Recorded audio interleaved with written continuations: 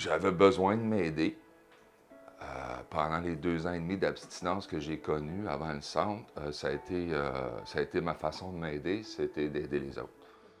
C'est un pacte que j'avais pris avec plus haut que moi, parce que moi, c'est la deuxième fois que j'ai arrêté de consommer, hein, cette fois-là en 99, et puis j'avais fait un pacte que si il me laissait vivre, si je survivais à ça, que j'allais faire quelque chose de bien. Les gens qui ont rendu ça possible, c'est mes parents. Sans eux, le centre n'aurait jamais pu exister. Jamais on aurait pu mettre la main sur des fonds qu'on avait besoin. Fait que mes parents, même après des années de consommation, des années de mensonges, ils m'ont donné une chance. Puis c'est comme ça qu'on a réussi à acheter la bâtisse. Puis nous voilà 20 ans plus tard.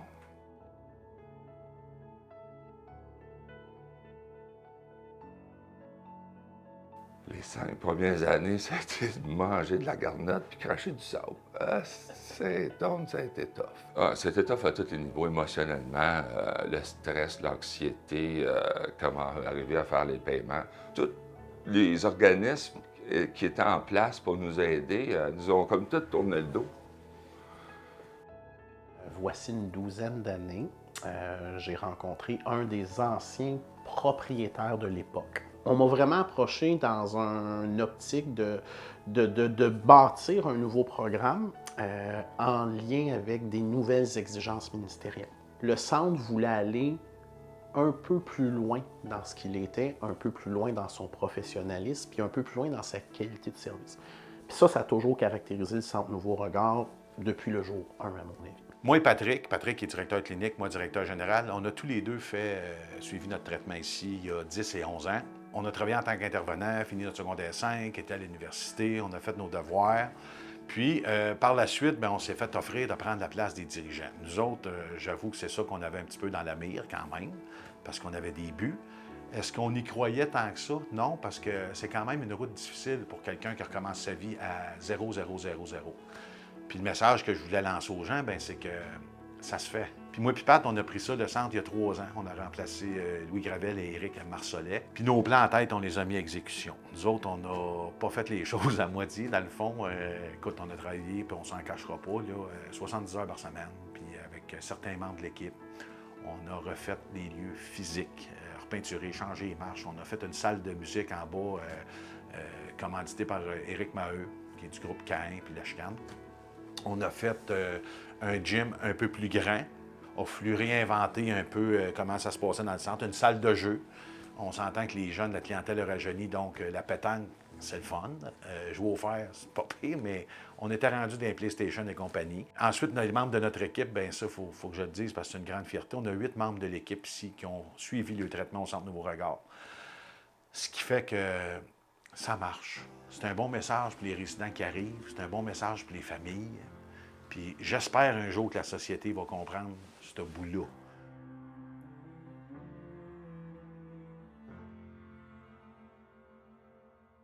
Un programme, la première question qu'il faut se poser, c'est quoi notre compréhension de l'alcoolisme et de la toxicomanie? Parce que partir du sens qu'on va y donner, bien le programme va être là. Et ici, on est toujours parti de l'idée que la toxicomanie et l'alcoolisme, c'est une problématique complexe. On va aller travailler les habiletés sociales.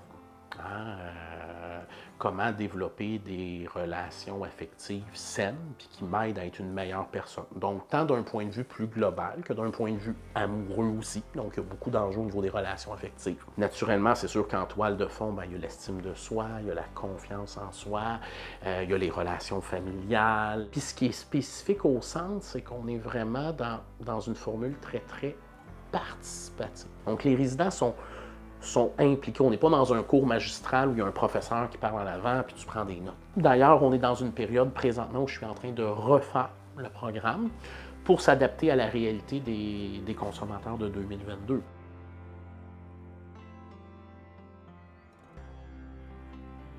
On prend ce qu'on nous donne. Ce qui nous aide beaucoup, c'est des gens qui nous donnent un coup de main. Ceux qui font nos vidéos, les bénévoles qui viennent nous aider, ceux qui nous font des dons.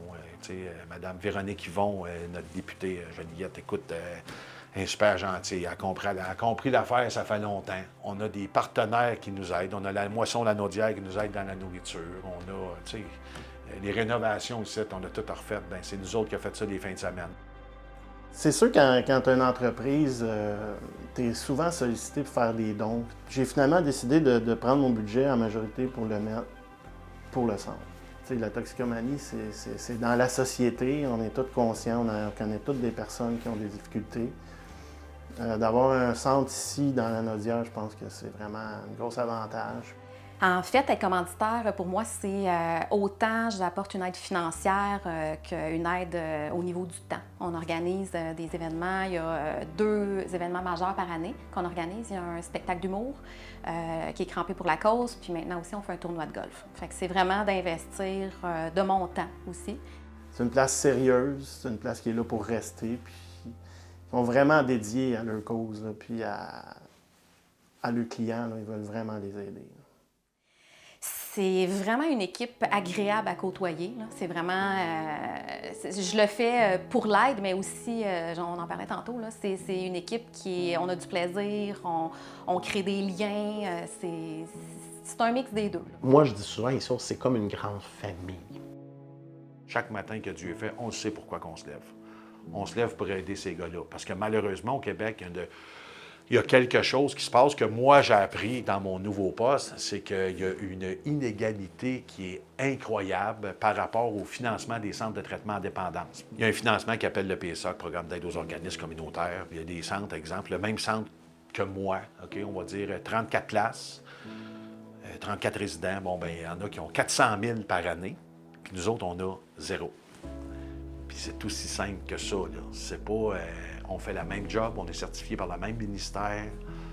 Il faut que je travaille 4 fois plus fort pour arriver à mes fins.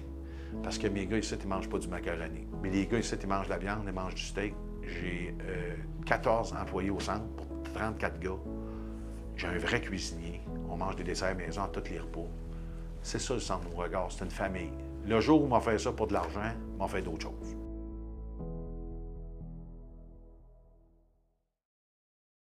Ça a été, les plus grosses réussites, ça a été juste le fait d'exister, le fait de pouvoir faire ce qu'on fait, puis d'aider au quotidien. Là. La réussite des gars, chaque réussite, c'était un petit miracle en soi. C'était un petit... de voir les familles se reformer, de voir l'homme revenir, l'homme avec sa dignité, avec le respect, puis... ouais, non, ça a été ça, comme. C'était des petits combats quotidiens. Des petits combats quotidiens. Des petits miracles au quotidien. J'ai reculé d'une couple d'années, c'était facile de juger un toxicomane pour toutes les erreurs qu'il a faites et les comportements qu'il a. Mais écouter un toxicomane, écouter son histoire, quand tu prends le temps d'écouter, on est capable d'interagir et d'intervenir pour qu'il s'améliore. Quand on voit les familles arriver, on voit que notre boulot marche parce que les familles arrivent ici, ils ont passé une belle fin de semaine, ils n'ont aucune attente, pas de conflit, les gars ils prennent leurs responsabilités. Mais ça représente plein d'affaires quand même. Hein. Ça représente la famille. Le plus sensible parce que quand tu es ici, tu le vois pourquoi que. Moi, cette année, c'est important pourquoi le souligner, le 20 ans du centre pour notre événement bénéfice. Depuis 20 ans, mais le centre, mais ça partit de rien. Je dis pas qu'on sauve des vies, mais je peux dire qu'on améliore certaines vies, ça c'est sûr. Donc aujourd'hui, juste faire 20 ans dans quelque chose, mais c'est difficile. Tu sais. En 20 ans, il y a beaucoup de centres qui sont nés. Il y en a beaucoup qui ont fermé. La capacité de s'adapter puis de se renouveler du centre qui a fait sa marque de commerce puis qui fait qu'on est encore là aujourd'hui, bien présent. Le centre Beauregard a 20 ans cette année. C'est spécial, premièrement, que le centre soit rendu là, à 20 ans. Pas de subvention. Ça doit faire à peu près 5000 personnes que le centre a aidé, là, en gros. 5000 personnes, ça veut dire 5000 mamans et papas, probablement. Ça veut dire des enfants, ça veut dire des grands-parents, ça veut dire... tu sais, quand on aide un alcoolique toxicomane, ça aide toute la famille, là. Ça change tout, là. Les hommes qui ont pleuré dans ces murs-là, moi, je monte dans ma chambre, la chambre monte, puis je viens les yeux pleins d'eau encore. Écoute, moi, je trouve que c'est un miracle. C'est tout simplement ça. mais je pense qu'on a une étoile en haut du centre, nous autres. Je pense vraiment, vraiment, ou soit qu'on s'est été bâti sur un sol, il y avait de quoi de spécial. Il se passe quelque chose ici. Moi, 20 ans, là, c'est ça.